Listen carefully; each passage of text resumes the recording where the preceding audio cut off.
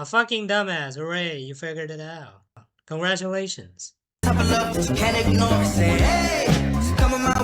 after she comes my way, the police will find a dead body located in my car on Monday, September 8th. Yes, I realized that.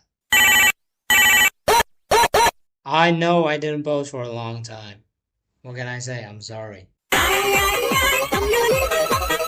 David, a singer that you may or may not have heard of before. Me, personally, I didn't really know this guy before this situation that he's in right now. So yeah, I'd say not really a good first impression. Context? On September 8th, local residents living around a parking lot in California, roughly 75 miles from the Hollywood Hills, complained to the authorities about a bad smell, specifically of like a decomposing body. The police came in shortly, checked around the corners and the dumpsters for any dead animals, and were soon enough able to track the smell coming from a black Tesla, which was also coincidentally abandoned for weeks at that compound. They inspected the car and managed to wedge open the trunk to find a decomposing dismembered corpse, who was later identified as 15-year-old Celeste Rivas Hernandez, who was reported missing 3 months prior, and the car was tracked to singer David. Now that the context is done. Point 1. Why the fuck are grown-ass men infatuated with being in a relationship with children? Would it really kill you to look for a woman just once who was, I don't know, the same age as you? Why always kids?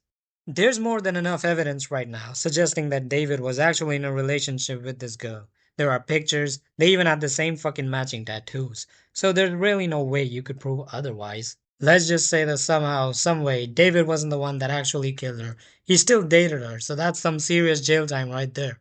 And for those of you who are wondering, also, David is in fact indirectly involved with her killing, because she was, after all, dead in his car. He ain't squeaky clean. So I think it is safe to say that his career is pretty much done now. Nobody likes pedophiles, right? Least of all me. Even if he doesn't end up going to prison for some reason, or goes to prison but turns out to be a fucking Trump supporter, so ends up getting a presidential pardon anyways.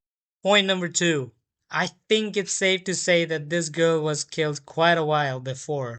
Before she was actually discovered, because not only did the body take time to decompose, she was also dismembered, let's not forget that. So whoever killed her, David, probably was also ready to get rid of her corpse, like they were planning to throw it in the woods or in a river or something.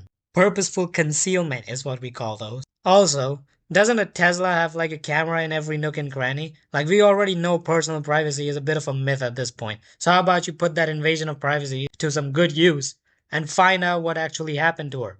And finally, what the fuck? Some people were speculating that David's song Romantic Homicide was a reference to this.